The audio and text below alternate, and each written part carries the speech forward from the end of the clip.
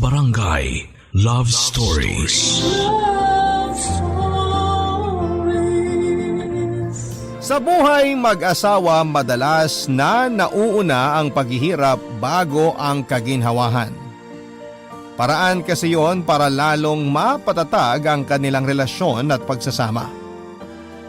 Ikaw kapuso, handa ka bang samahan ang taong mahal mo sa hirap at ginhawa man ng iyong buhay? Dear Papa Dudut, kapag nahanap at nakilala mo na ang taong ramdam mo na para sa iyo, ay gawin mo ang lahat para maiparamdam sa kanya ang pagmamahal mo sa lahat ng oras. Ang buhay kasi natin ay may limitasyon lamang. Kaya dapat na sinusulit natin ang bawat segundo, minuto, oras o araw na pwede nating makasama ang taong mahal natin. Para kapag dumating ang araw na mawala ang isa sa inyo, ay wala tayong kahit na anong pagsisihan dahil nagawa nating maging masaya sa mga oras na kasama natin sila, Papa Dudut. Isang mapagpalang araw sa iyo, Papa Dudut, at sa lahat ng iyong mga tagapakinig. Tawagin mo na lamang akong Roger, 65 years old at isang dating magsasaka dito sa Davao de Oro. Matagal na po ako nakasubaybay sa inyong programa na Barangay Love Stories. Hilig kasi talaga namin ang asawa ko na si Aliana ang makinig ng radyo. At ikaw talaga, Papa Dudut, ang pinaka-paborito naming DJ sa lahat. Lalo na itong programa mo na palaging nagpapaiyak noon sa asawa ko. Mababaw kasi ang luha niya, kaya naman kapag madrama ang inyong kwento ay mabilis siyang napapaluha. At minsan niya ring nabanggit noon na sana'y marinig niya ring binabasa ninyo ang kwento naming dalawa. Papa Dudut, nakilala ko si Aliana sa isang fiestahan dito sa aming lugar. Nabighani ako sa ganda niya, kaya nakipagkilala kaagad ako sa kanya. Nalaman ko din noon na kaibigan siya ng isang kasamahan ko na magsasaka din. Kaya nagpatulong ako sa kanya para mapalapit kay Aliana. Naglakas loob na rin po ako noon na ligawan siya, Papa Dudut. At hindi po naging madali ang lahat dahil masungit ang tatay ni Aliana. Pero ginawa ko ang makakaya ko para makuha ang loob at tiwala ng mga magulang niya. At pagkalipas ng isang taon na panliligaw ay sinagot na rin niya ako, Papa Dudut. Malapit na rin ako sa pamilya ni Aliana noon at botong-boto talaga silang lahat sa akin. Kaya nasa amin ang buong suporta nila noong panahong yon, Papa Dudut. Kaya nang nagpakasal na nga kami ni Aliana ay lahat sila ay naging masaya. Kaya nga lang, Papa Dudut, ay hindi kagad kami biniyayaan ng anak ng asawa ko. Nang magpatingin kami sa doktor ay pareho naman daw kaming walang diferensya. Kailangan lang daw talaga namin na maghintay at iwasan ang stress para makabuo na kami ng anak. At noon nga ay napatunayan ko na walang hindi ibibigay sa atin ng Diyos. Basta marunong tayong magdasal at maghintay para sa kanyang tamang oras. Dahil pagkalipas ng 5 taon na paghihintay namin mula nang makasal kami, ipinagbuntis na rin ni Aliana ang magiging anak namin noon, Papa Dudut.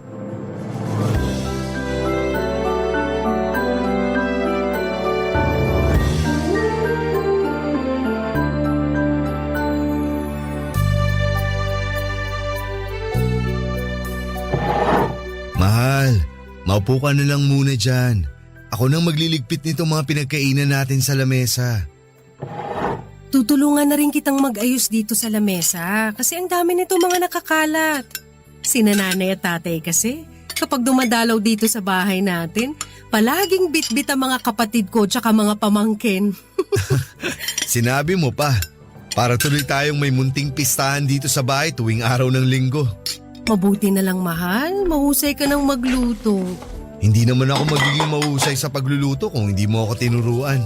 Ibang klase na nga mga inihahain mong pagkain ngayon, mahal. Pwede nang ilaban sa mga kilalang restaurant. Lalo na yung sisig na niluto mo kanina, gustong-gusto ni tatay. Napansin ko rin yun, kasi nakarami siya ng kanin kanina. Kinabahan pa ako kasi nung unang beses na natikman niya yung luto ko, Hindi na siya nag-ulam at puro kanin na lang ang kinain niya. Naalala ko yan, mahal. Tapos paulit-ulit niya pang sinasabi no na sana raw sa labas na lang tayo kumain dahil nawalan siya ng gana sa mga niluto mo.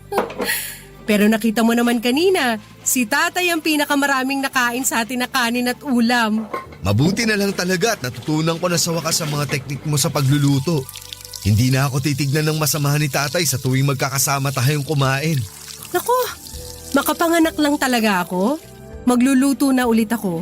Baka kasi yung mga luto ko naman ang hindi nyo na magustuhan sa susunod. Mahal, kalawangin man niyang husay mo sa pagluluto, kakainin ko pa rin ang lahat ng pagkain na ihahain mo sa akin. Basta luto ng mahal ko, automatic na masarap yan sa panlasa ko. Ang bolero naman ang asawa ko. Ay. Pero grabe, ang bait ng Diyos, no? Akala ko kasi talaga, hindi na matutupad ang paulit-ulit nating pagdarasal sa Kanya. Pero ito at konti na lang, mayayakap na natin ang anak natin. Mabait naman kasi talaga ang Diyos, mahal. Napatunayan ko na yun nung araw na nakasal tayong dalawa. Dahil pinakita niya sa akin na meron talagang tao na darating para kumpletuhin ang buhay ko. At mas makokompleto na tayo sa oras na makasama na natin si baby. Ang sarap namang pakinggan nun, mahal. Pero tama ka. 2 buwan na lang at matatawag na rin tayong isang kompletong pamilya. Ay, excited na talaga ako na medyo kinakabahan. Oh, bakit ka namang kinakabahan? Eh ako yung mga anak. Iniisip ko lang, mahal, na mauna pa akong himatayin sa'yo dahil sa kaba at pagkataranta ko. Nako, yan ang wag na wag mong gagawin, ha? Dahil kailangan ko ng masasabunutan habang umiiri na ako sa loob ng ospital. Hala, kailangan ko na palang magpagupit ng buhok para hindi masyadong masakit ang magiging pagsabunot mo sa akin. Sira ka talaga. Ay, sana talaga maging maayos ang lahat sa panganganak ko. Lalo na ngayon na lampas 30 na ang edad ko. Magiging maayos yan, mahal. Dahil araw-araw kong pinagdarasal na sana maging ligtas ka at ang magiging anak natin. Magtiwala lang tayo sa Diyos. Hindi niya tayo pababayaan. At ibibigay niya sa atin ang oras na to para maging isang kompleto at masayang pamilya na tayo. Papa Dudut, lumaki ako na malayo sa totoong pamilya ko. Ang kwento sa akin ng kinalakang kong lola ay pinaampun ako sa kanya ng mga magulang ko noong 1 taong gulang pa lamang ako. Hindi na raw kasi ako kayang buhayin at alagaan ng mga magulang ko. 15 taong gulang naman ako nang mamatay ang lola ko na nag-alaga sa akin. Pero hindi ko na rin hinahanap pa ang tunay kong pamilya. At nang makasal kami ni Aliana ay nangako ako noon sa simbahan, sa asawa ko at pati na rin sa sarili ko na hindi ko hahayaan na magkahiwa-hiwalay kami ng magiging pamilya ko. Gagawin ko ang lahat para manatili kaming buo at magkakasama sa hirap at ginhawa. Nang magdalang taon na nga ang asawa ko, Papa Dudut, ay sobra-sobra na talaga akong nagpapasalamat sa buong may kapal noon. Yun kasi ang matagal ko nang pinagdarasal talaga sa kanya, ang mabigyan kami ng anak ng asawa ko at matawag na isang ganap na pamilya. Kaya lang, Papa Dudut, isang malaking pagsubok ang biglang dumating sa buhay namin ni Aliana. Kung kailan handa na kaming lahat para sa magiging bagong miyembro ng aming pamilya, ay saka naman may nangyari na susubok sa aming katatagan. Ang pinakahihintay naming araw noon na inaasahan naming magiging pinakamasaya sa buhay naming mag-asawa ay siya palang magiging pinakamalungkot na alaala namin ni Aliana. Dahil isinilang ni Aliana na wala ng buhay ang anak namin, Papa Dudut.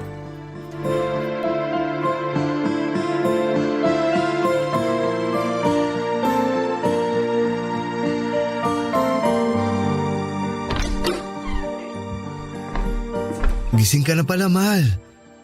Medyo kagigising ko lang din. Nasaan pala si nanay? Nandito siya sa bahay kanina bago ako umalis para i-check yung mga tanim nating gulay sa bukid.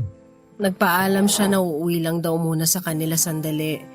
Dahil baka walang nag-aasikaso sa mga pamangkin ko.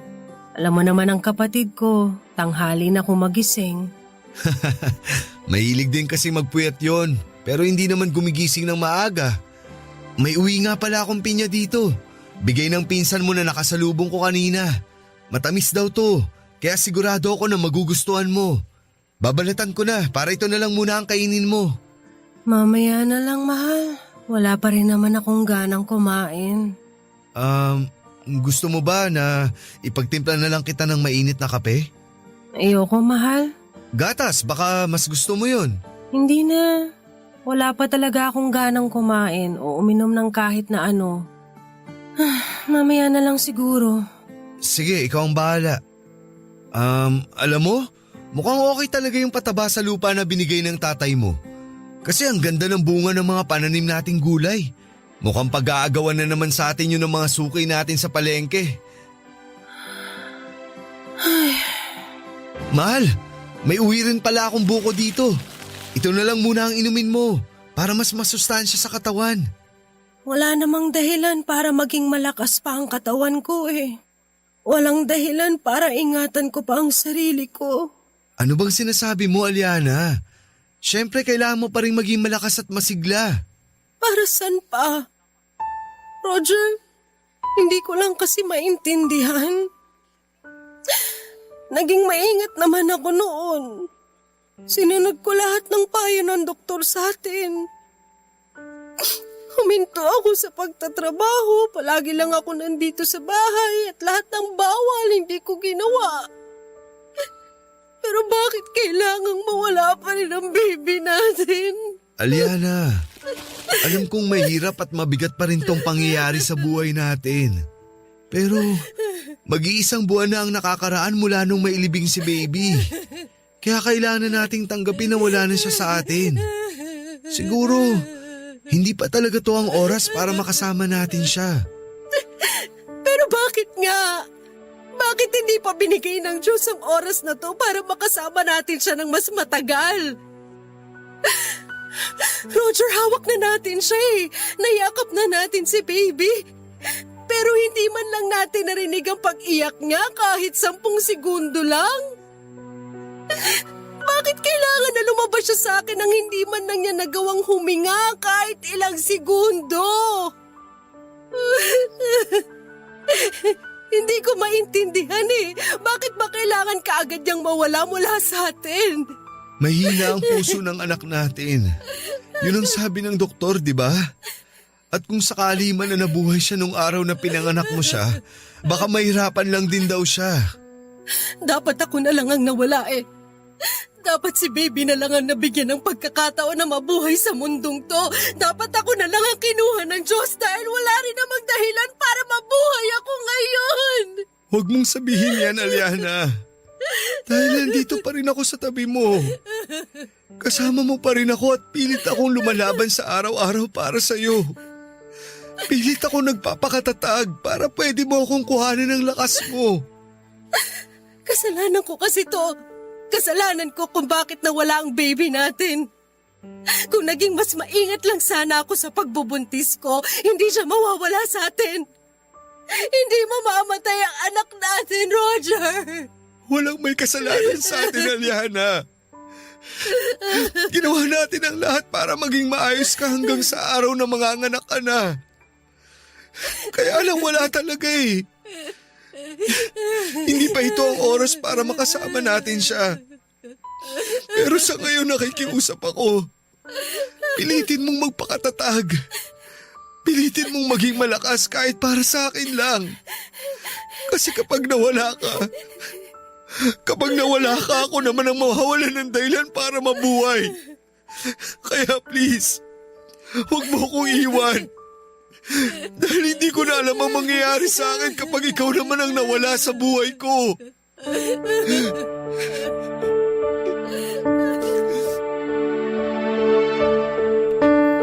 Papa Dudut, ilang taong kong hinintay noon na maging isang ganap na pamilya na kami ni Aliana.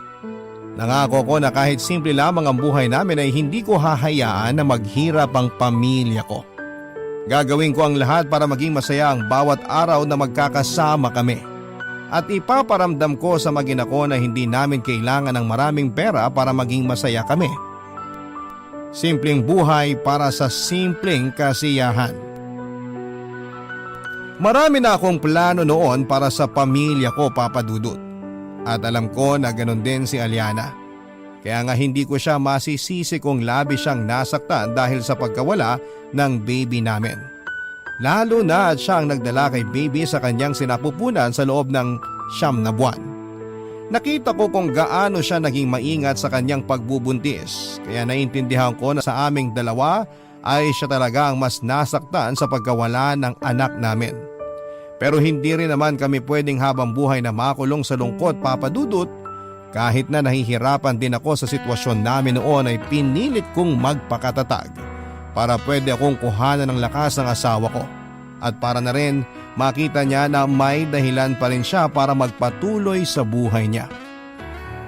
Na kailangan niyang magpalakas at maging matatag para sa akin at para sa binubuong pamilya naming dalawa, Papa Dudut. Barangay Love Stories. Barangay Love Stories. Papa Dudut, matagal ding binalot ng lungkot ang buhay at bahay naming mag-asawa.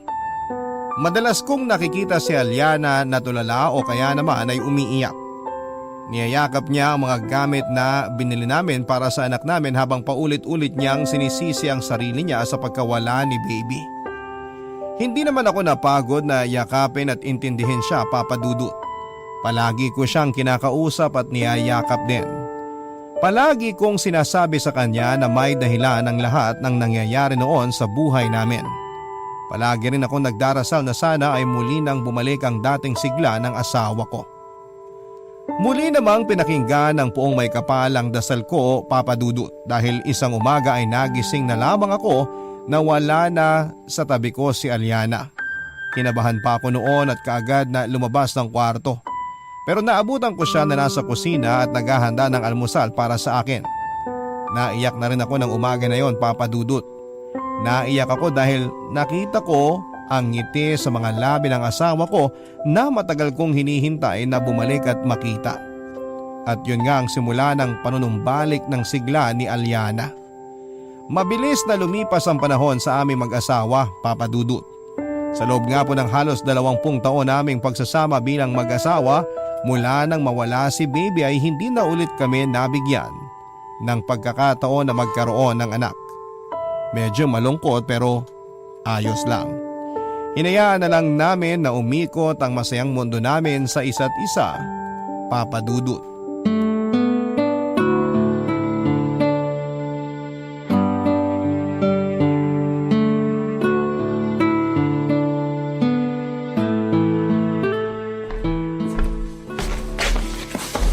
Grabe, ang daming tao sa palengke kanina, mahal. Pista na kasi dito sa atin sa darating na linggo. Kaya sigurado ako na namimili na sila ng mga ihahanda nila. Ayos lang naman na maraming tao sa palengke, kaya lang, sinabayan pa nitong mainit na panahon. Iba nga ang init ngayon dito sa atin, mahal, no? Kaya nga palaging 2 litro ng tubig ang dala ko sa tuwing pupunta ako sa bukid. Ewan ko ba sa nangyayari ngayon dito sa atin? Kada taon yata dumodoble ang init na pinaparamdam sa atin ng panahon. Ito ang tuwalya, mahal. Magpunas ka na muna. Pawis na yung noo at leeg mo. Salamat.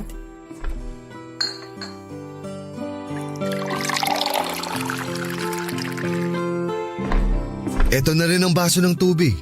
Salamat uli, mahal. Ito talaga ang kanina ko pang gustong gawin. Ang uminom nitong malamig na tubig. Dapat pala sinamahan na lang kitang mamalengke. Ayos lang, mahal. Kaunti lang naman itong mga pinamili. Napagod lang ako at medyo sumakit ang ulo ko gawa ng talaga namang napakainit ng panahon. O ano palang gusto mong iluto ko para sa tanghalian natin ngayon? Ano bang meron dyan sa pinamili mo na mabilis lutuin? Meron akong binili na 1 kilong galunggong. Gusto mo ba na ipaksiw kong kalahati nito? Sige, mahal. Namimiss ko na rin ang masarap na paksiw mo eh. Okay, yun na lang ang lulutuin ko. Aalisin ko lang ang bitukan nitong mga isda dahil hindi ko napatanggal sa pinagbilhan ko kanina. Ang dami kasi talagang tao doon at ayoko na maghintay ng matagal. Mahal, Pinagpapawisan pa rin yung noo mo. Sandali nga't pupunasan ko muna. Maayos lang ba ang pakiramdam mo? Tumatagaktak ang pawis mo kahit dito sa leg at dibdib mo. Oh. Ang totoo, medyo masakit talaga ang ulo at batok ko. Kanina medyo nahilo ako pero baka gawa lang talaga nitong nakakairitang init ng araw. Magpahinga ka kaya muna. Ako na lang magluluto. Okay lang ako, mahal. Mas maayos naman na ang pakiramdam ko ngayon. Sige na, huhugasan ko lang tong mga… Mahal! Bakit? Ang sakit ng ulo ko! Sobrang kumikirot na parang pinupukpok! Sandali, mahal. Maupo ka muna dito. Ikukuha ulit kita ng baso ng tubig. Ang sakit talaga ng ulo ko, Roger! Sobrang sakit! Mahal, bubuhatin na kita. Dadalhin na kita sa ospital kasi baka kung ano na yan. Halika, kumapit ka lang sa akin. Mahal! Mahal, gising!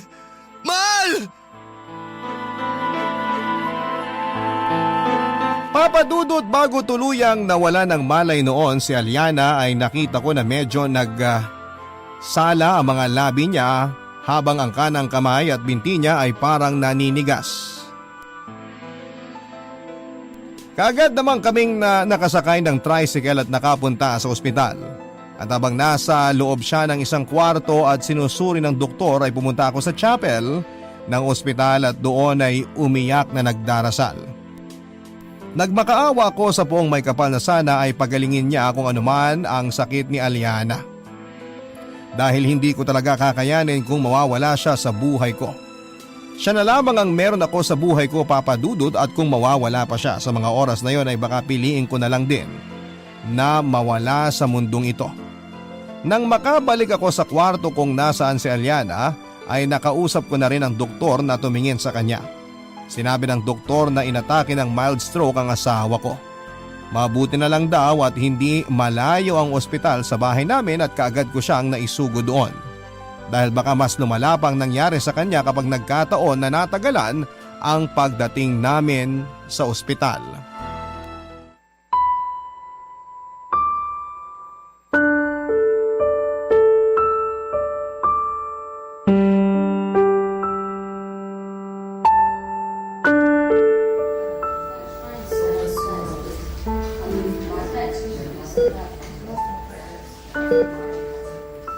Diyos ko,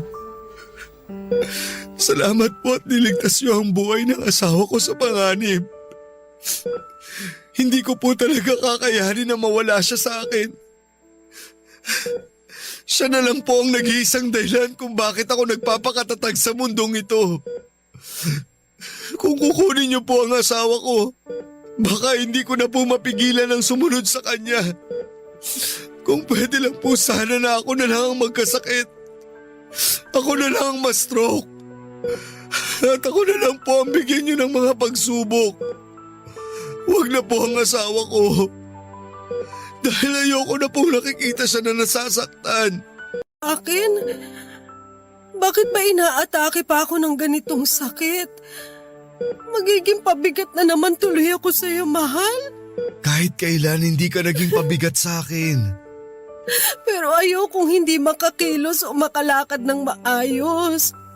Ayoko mawalan ng silbi sa iyo. Magiging maayos naman ang lahat at babalik ka pa rin sa dati. Yun ang sinabi ng doktor nung nakausap ko siya. Paano ang mga magiging gastos para sa maintenance na gamot ko? Hindi ba magkakaroon na ako ng mga gamot na kailangang inumin kapag nakalabas na ako dito sa ospital? Huwag mo na munang isipin ang mga yan. Kaya naman nating bilhin kung ano ang mga magiging gamot mo. Kaya hindi mo dapat yung pinoproblema pa. Hindi lang naman ang mga gamot o gastusin ang iniisip ko, mahal. Kung hindi pati na rin ikaw. Ikaw lang naman ang mahihirapan sa ating dalawa. Dahil ikaw ang magpapakahirap sa trabaho at sa pag-aalaga sa akin. Lalo na ngayon na mawawala na ako ng silbi sa bahay bilang asawa mo.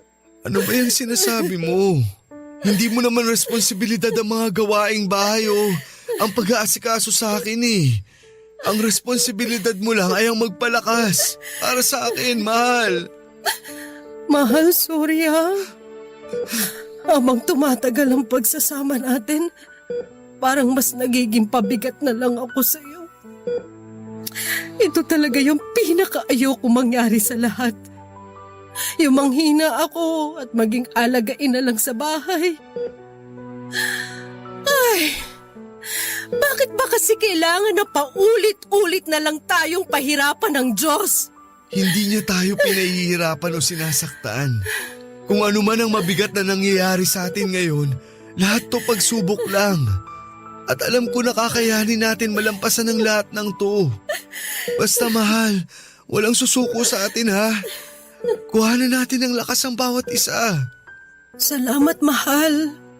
Salamat kasi palagi kang nagpapakatatag para sa akin. Sabay tayong magpalakas at maging matatag. Ito na rin siguro ang gusto na iparating sa atin ng Diyos. Ang maging matatag tayo bilang mag-asawa. Papa Dudut, may 1 linggo lang pong na-confine si Aliana sa ospital at pagkatapos noon ay nakalabas na rin siya. Kagaya nga ng sinasabi niya ay maraming gamot ang nireseta sa amin ng doktor para sa tuluyang paggaling niya. At ang ibang gamot ay magiging pangmatagalan niyang maintenance. Naging mahina na rin hindi lang kanang braso ni Aliana kung hindi pati na rin po ang kanang binti niya kaya medyo hirap na siyang kumilos o maglakad. Mabuti na nga lang at hindi masyadong naapektuhan ang kanyang paningin o pagsasalita. Nang makauwi nga kami ng bahay ay ako muna ang nag-asikaso ng lahat ng gawain at kailangan gawin, Papa Dudut. Tinapos ko muna ang mga kailangan gawin kagaya ng paglilinis ng bahay, pagluluto at paglalaba bago ako pumunta sa bukid. Totoong nakakapagod dahil kailangan kong gumising ng sobrang aga para matapos ang lahat ng mga gawain ko, Papa Dudut. Pero syempre hindi ako susuko ng dahil lamang sa pagod. Ginawa ko ang lahat noon para maiparamdam kay Aliana na kaya kong gawin ang lahat. Basta para sa kanya, Papa Dudut. Lahat ng hirap ay kaya kong tiisin para lamang sa asawa ko, Papa Dudut. Barangay Love Stories. Barangay Love Stories. Papa Dudut, malaki ang pasasalamat ko nang magsimula na ring makakilos ng maayos ang asawa ko. Noong una kasi ay nahihirapan talaga siyang makabangon mula sa kama o makapaglakad nang hindi ko siya inaalalayan. Pero pagkalipas ng ilang buwan ay nakakaya na ulit niyang magluto at maglinis ng bahay. Lagi ko naman siyang pinapaalalahanan noon na huwag niyang papagurin ang sarili niya dahil ayoko nang maulit yung dati. Madalas din tuloy ay nag-aagawa na kami ng mga gawaing bahay. Masipag kasi talaga ang asawa ko, Papa Dudut. Ang sabi niya nga ay parang magkakasakit daw siya kapag wala siyang masyadong ginagawa. Hindi ko naman siya mapigilan na kumilos dahil baka mauwi pa sa pagkatalo ang labis kong pag-aalala para sa kanya. Kaya naman sinisigurado ko na lamang na palaging malinis ang bahay at tapos na ang mga labahin para wala na siyang masyadong gawin pa. Marami pang pagsubok ang dumaan sa buhay namin ni Aliana, Papa Dudut. Naranasan namin noon na muntik nang masira ang bahay namin ng dahil sa lindol. Binaha na rin kami hanggang sa loob ng aming bahay at nasalanta ng bagyo ang aming mga pananim. Pero lahat ng yon ay kinaya naming lagpasan at pakiramdam ko, mas naging matatag pa kami sa paglipas ng panahon, Papa Dudut.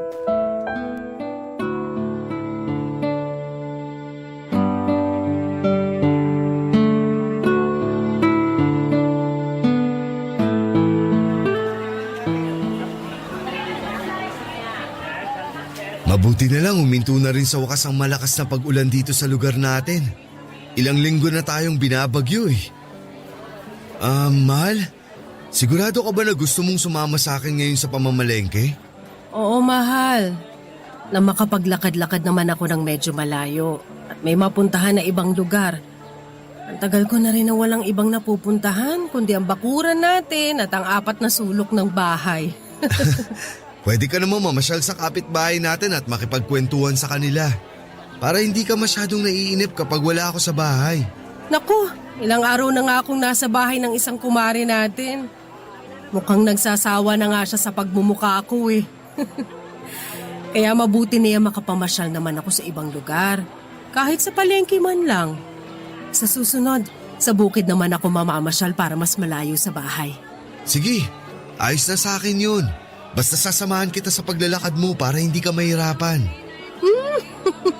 Ito talagang asawa ko. Masyadong mapag-alala. Mas maayos naman na ako maglakad ngayon kesa dati. Pero sige, ikaw ang bahala. Hindi naman kita mapipigilan kung gusto mo talaga akong samahan palagi. Oh, Ano yun? Parang may sumabog sa may bundok. baka may nagpuputol na naman ng mga puno dun. Hayaan na lang natin yun, mahal. Sandali, mahal. Parang may mali. Anong ibig mo sabihin? Hindi mo ba nararamdaman yun? Parang lumilindol eh. Hala, oo nga. Gumuguho ang lupa! Tumakbo na kayo mga kapitbahay! Takbo! Tumakbo na kayo lahat! Iligtas nyo na ang mga sarili nyo! Tumakbo na kayo! May landslide! May landslide! Aray! Mahal! Mahal! Mahal! Mahal! Mahal! Mahal! Naku, mahal! Gumuguho nga ang lupa sa bundok! Mahal! Kumapit ka sa akin! Bilisan natin ang paglalakad! Huwag kang bibitaw sa akin! Oo, mahal! Nakakapit ako na mahigpit sa kamay mo! Sobrang dami ng taong tumatakbo! Huwag kang bibitaw sa kamay ko! Aray!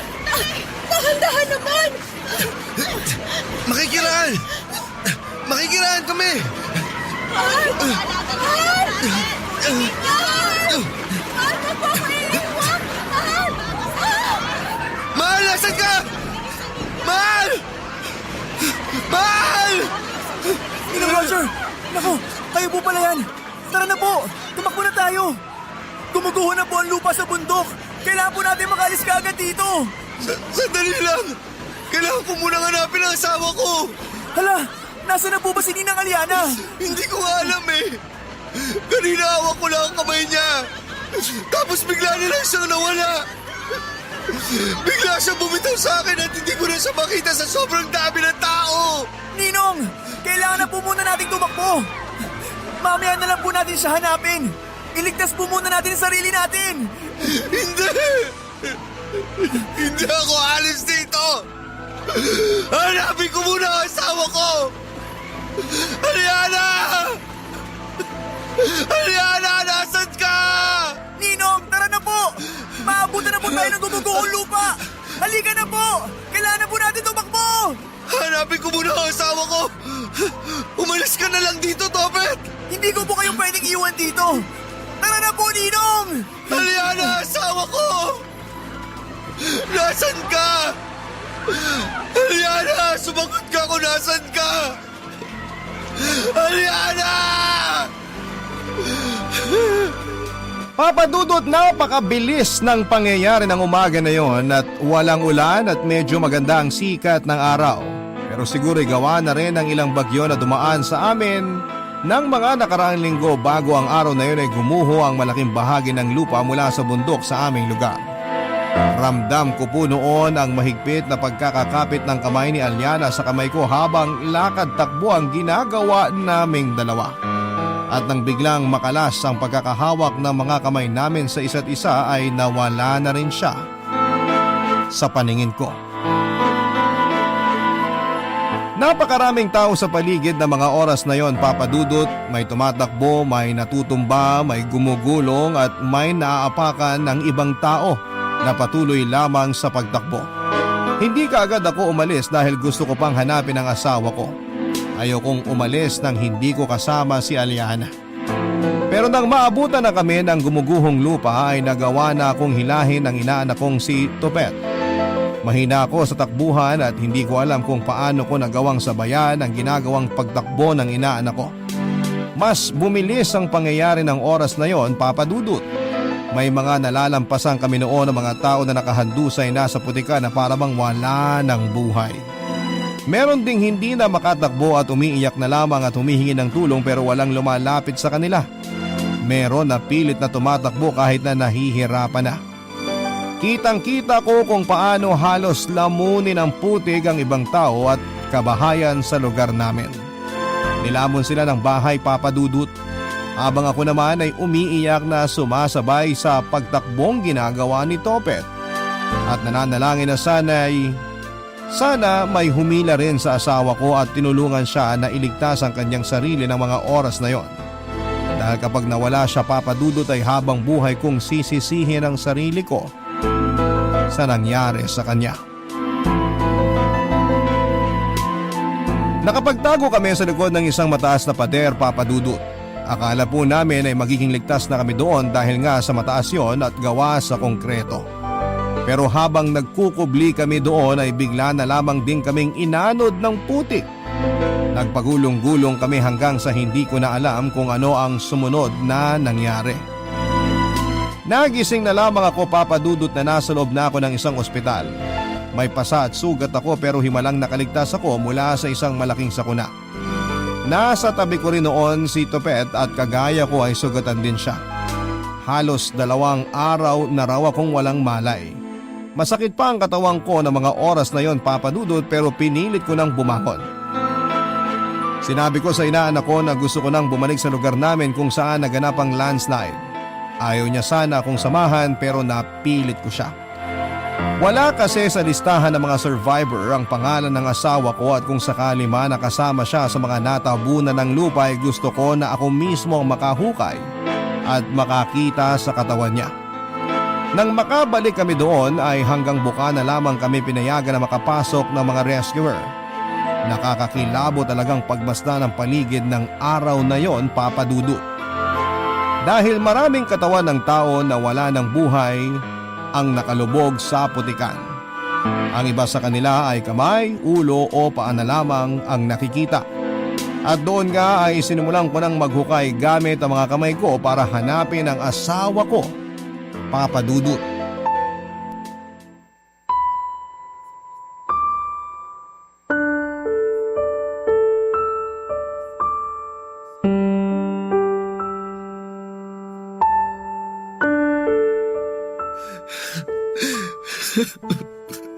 Dito kami banda nagkaiwalay ni Aliana. Alam ko dapat na nandito lang siya. Ninong, itigil niyo na po yung ginagawa niyo. Hindi ako titigil hanggat hindi ko nahanap ang asawa ko. Pero kanina pa po tayo naghuhukay sa parte na to. Ilang bangkay na rin po nahukay natin. Pero hindi pa rin po natin nakikita ang katawan ni Ninang Aliana. Topet, kung napapagod ka ng tulungan ako, umalis ka na at hayaan mo na lang ako dito mag-isa. Ninong, hayaan na lang po natin ang mga rescuer na maghanap sa katawan ni Ninang. Hindi mo talaga ako naiintindihan? Gusto ko na ako mismo ang makahanap sa katawan ng asawa ko. Gusto ko na ako ang unang makakita sa kanya. Iwanan mo na lang ako dito. Hindi talaga ako aalis dito hanggat hindi ko nahahanap si Aliana. Pero Ninong, malambot pa po kasi ang lupa dito. Baka bigla na lang po tayong lumubog. Wala akong pakialam. Basta hindi ako aalis dito. Hanapin ko muna ang asawa ko. Alam ko na nandito lang siya. Sigurado ako kasi dito kami nagkahiwalay. Nakikita niyo naman po ang paligid. Hindi talaga tayo sigurado kung dito nga po natabunan si Ninang Aliana. Kasalanan ko kasi to eh. Kung bakit kasi binitawan ko siya. Dapat tinawakan ko ng maigpit ang mga kamay ni Aliana. Kasalanan ko to, Topet. Kasalanan ko kung bakit namatay ang asawa ko. Ninong, wala po kayong kasalanan dahil walang may gusto na mangyari ang landslide na to. Pero ako pa rin ang mas malakas sa aming dalawa. Dapat ako pa rin ang gumawa ng paraan para mailigtas ang buhay niya. Ako na lang dapat ang namatay. Ako na lang dapat ang nilamon ng lupa ng buhay. Aliana, mahal ko. Patawarin mo ako. Patawarin mo ako dahil naging mahina ako. Patawarin mo ako dahil hindi kita nailigtas. Bakit? Bakit na kailangan na mangyari to? Bakit kailangan na mauna ka pang mawala sa akin? Mahal ko. Hindi ko kakayanin na mawala ka sa akin. Hindi ko kaya. Parang awa niyo na, Diyos ko. Ibalik niyo po sa akin ang asawa ko. Ibalik niyo po siya.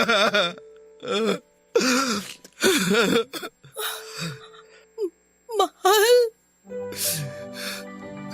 Topet, totoo ba itong nakikita ko? O nababaliw na ako? Ninong, totoo po ang nakikita nyo. Hindi po kayo nababaliw o namamalikmata lang. Mahal, totoo to. Buhay ako. Diyos ko. Yun din ang buong akala ko, mahal. Natakot ako. Natakot ako na baka hindi na kita mayakap kagaya ngayon. Diyos ko, maraming salamat po talaga sa inyo. At binalik niyo ang asawa ko. Salamat po at tiniligtas niyo si Aliana. Mahal, sorry kung nabitawan ko ang mga kamay mo. Patawarin mo ako dahil hindi kita nagawang hanapin ang araw na nagkakagulo na dito sa atin. Sana mapatawad mo ako dahil kung nagkataong may hindi magandang nangyari sa'yo, sarili ko naman ang hindi ko magagawang patawarin. Ako naman ang unang napabitaw sa kamay mo, mahal. Kaya wala kang kasalanan. Magpasalamat na lang tayo dahil nagagawa pa rin nating yakapin ang isa't isa ngayon. Basta ito ang pangako ko sa'yo, mahal. Hinding-hindi ka nabibitawan ng mga kamay ko na to. At patuloy kong tutuparin ang pangako ko sa iyo na magsasama tayo sa hirap at ginawa ng ating buhay. Mas mamahalin kita pagkatapos ng araw na to. At habang buhay ko ipagpapasalamat na muli tayong nagkita ngayon.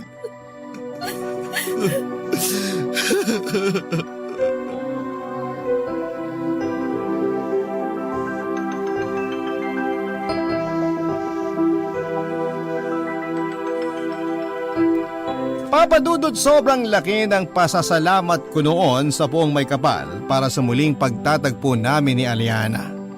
Hindi kasi talaga ako makapaniwala na muli pa kaming magkikita. Ang buong akala ko ay nawala na siya sa akin. Pero siguro'y masyado pang maaga para paghiwalayin kami kaya nagawa ko siyang ibalik sa buhay ko at ipagkaloob muli sa akin ng Poong May Kapal. Nalaman ko noon, Papa Dudut, na may isang kamag-anak siya na nagawang tulungan si Aliana na makaalis mula sa lugar namin. Nang mahiwalay daw siya sa akin ay nakita siyang nahihirapan sa paglalakad ng dalawang pamangkin niya. May sasakyan daw ang mga ito at nagawa siyang isakay sa isang jeep. Medyo malayo na sila mula sa gumuguhong lupa nang mahirapan ng umandar ang jeep dahil sa putik. Buwaba na raw sila ng jeep at mabilis na naglakad palayo at nagawa nilang makalayo sa aming lugar bago pa ito tuluyang lamunin ang lupa. Sa dami ng mga nasawi sa landslide na yon, para sa akin ay isang himalang makaligtas kaming pareho ng asawa ko, Papa Dudut. Himala na muli kaming nagkasamang dalawa at yun na yata ang isa sa mga pinakamabigat na pagsubok na dumating sa aming buhay. Wala na halos natira sa aming kabuhayan at matagal kaming nanirahan sa isang evacuation center. Mahirap pero pinilit naming kayanin ang lahat. Gamit ang tulong pinansyal na bigay ng gobyerno ay nagsimula kaming muli ni Aliana. Marami namang kamag-anak at kaibigan ang tumulong din sa amin. Nakakuha kami ng maliit na lupa at nakapagpatayo ng maliit na bahay. Muli akong bumalik sa pagsasaka at nagpatuloy si Aliana sa pagiging mabuting may bahay ko. Sa totoo lang, Papa Dudut, ay hindi pala talaga madali para sa isang magulang ang tumanda ng walang kahit na isang anak na kasama. Dahil bukod kay Aliana ay wala na akong ibang tao na pwedeng kuhanan ng lakas. At ang pinakamahirap talaga sa lahat ay yung mawala na sa akin ang tuluyan na nag-iisang tao na dahilan ko para mabuhay. Sa pangalawang pagkakataon kasi, Papa Dudut, na inatake ng stroke si Aliana ay hindi na siya nakaligtas pa. Tuluyan na po siyang kinuha sa akin ng Poong May Kapal. Napakahirap. Sobra. Dahil para akong mababaliw ng mga panahon na yon. Gulong-gulo na ako sa mga pwedeng maging dahilan kung bakit ba paulit-ulit na sinusubok ng buong may kapal ang katatagan ko. Bakit parang wala nang katapusan ang mga pagsubok na ibinibigay niya sa buhay ko?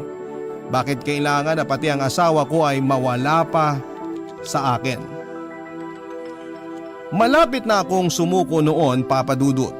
Malapit na akong bumitaw at sumunod kay Aliana kung nasaan man siya.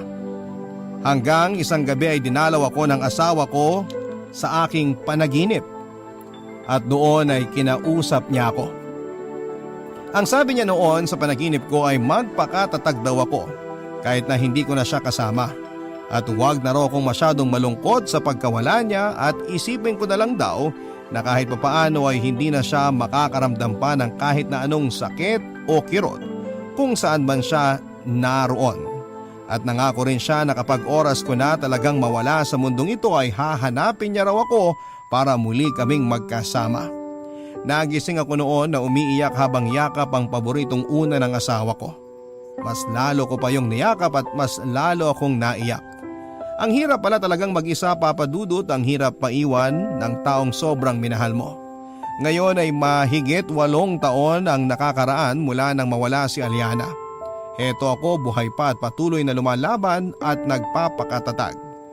Gusto kong makita ni Aliana kung nasaan man siya na siya pa rin ang dahilan kung bakit ako nagpapakatatag sa buhay at patuloy kong hihintayin ang sandali na muli kaming magkakasama. Salamat po, Papa Dudut, sa pagbibigay daan para maibahagi ko ang kwento kong ito sa ating mga kabarangay. Sayang at hindi ko nakasama si Aliana sa oras na mai-air niyo po ito. Gusto niya pa naman talaga na magkasama kaming makinig ng sulat ko na ito na umere sa Barangay Love Stories. Pero ganun pa man ay alam kong natutuwa pa rin siya dahil nakapag-iwan ng inspirasyon ang aming kwento sa lahat ng mga kabarangay na nakikinig ngayon. Ang inyo pong kapuso at kabarangay forever, Roger. Barangay Love Stories.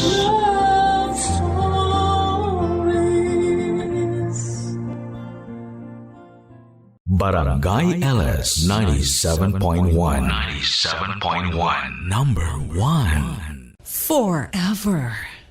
Kabarangay, i-share mo ang iyong barangay love stories. Sabay-sabay nating pakinggan ang iyong kwento ng pag-ibig, buhay at pag-asa. Ipadala lang sa barangaylovestories@yahoo.com.